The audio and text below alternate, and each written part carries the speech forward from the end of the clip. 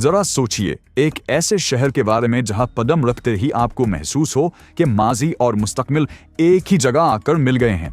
जी हां, आज के सफली जायजे में हम मशरिक वस्ता के दिल यानी ईरान के दारुल हुकूमत तेहरान की गलियों में उतरने वाले हैं।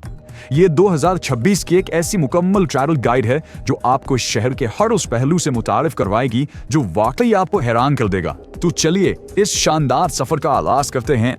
सबसे पहले तो इस शहर के फैलाव और रौनक का अंदाजा इस एक हिंदसे से लगाइए। 9.4 मिलियन मतलब 94 लाख अफराद।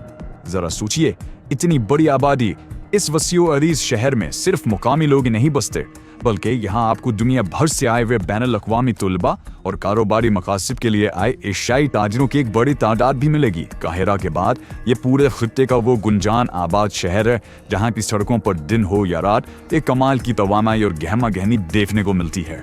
अगर हम वक्त के पहियों को थोड़ा पीछे घुमाएं तो पता चलता है कि यहाँ इंसान कितनी सदियों से आबाद है। 4000 कब्ल मसीह की कदीम इलामाई सल्तनत से लेकर 1794 में एक जदीद शहर की बुनियाद रखे जाने तक इस मिट्टी ने बड़े उरूज व जवाल देखे हैं। लेकिन टर्निंग पॉइंट या यूं कहिए कि सबसे अहम मोड़ 1796 में आया, जब काजार खानदान के आगा मोहम्मद खान ने इसके जबरदस्त जोग्राफियाई महल वकूअ को देखते हुए इसे ईरान का दारुल हुकूमत बना दिया। सिर्फ 2 साल में एक आम शहर से दारुल हुकूमत बन जाना वाकई कमाल की बात है। और इसके जोग्राफी की तो क्या ही बात है। ये शहर तजादात का एक इंतहाई खूबसूरत नमूना है।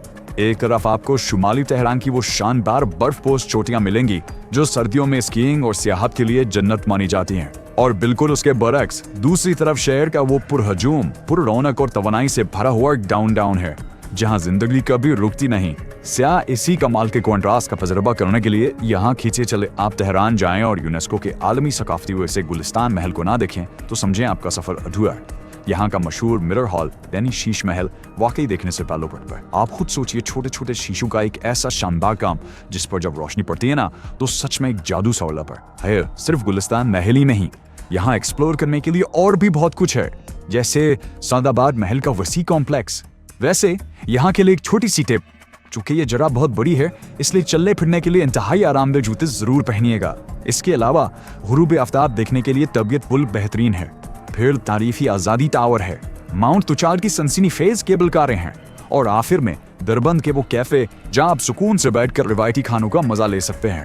तारीफी इमारतों से जरा बाहर निकलें तो जदीद तेहरान बिल्कुल आसमान से बातें करता नजर आएगा। जी हाँ, हम बात कर रहे हैं मिलाद टावर की। 435 मीटर की बुलंदी, ये अक्टूबर 2008 में खोला गया, और आपको ये जानकर हैरत होगी कि ये पूरी दुनिया के 10 बुलंद तरीन टावर्स की फहरिस्त में आता है। ये महज एक इमारत नहीं है बल्कि आर्ट, कल्चर और मॉडर्न लाइफस्टाइल का एक जबरदस्त मरकज है। शॉपिंग का नाम आते ही तेहरान के मशहूर जमाना ग्रैंड बाजार का जिक्र ना हो ये तो नामुमकिन है, और इसका स्केल जरा गौर कीजिएगा। 10 किलोमीटर लंबा रकबा।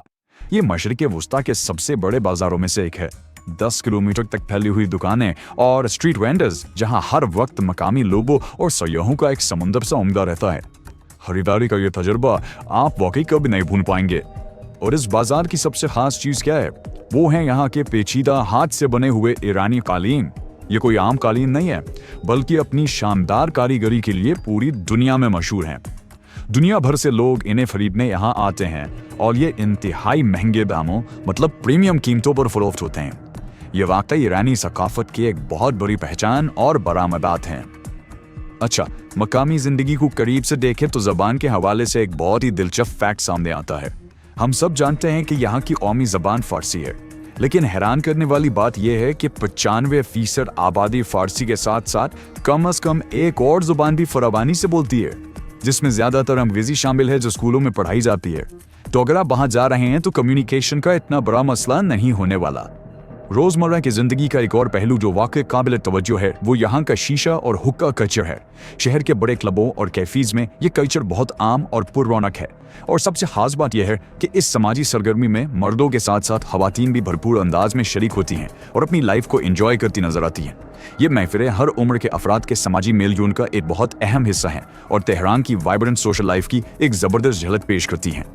मुकामी सकाफत में कुछ ऐसी चीजें भी हैं जो शायद बाहर की दुनिया के लिए थोड़ी मुख्तलिफ हों।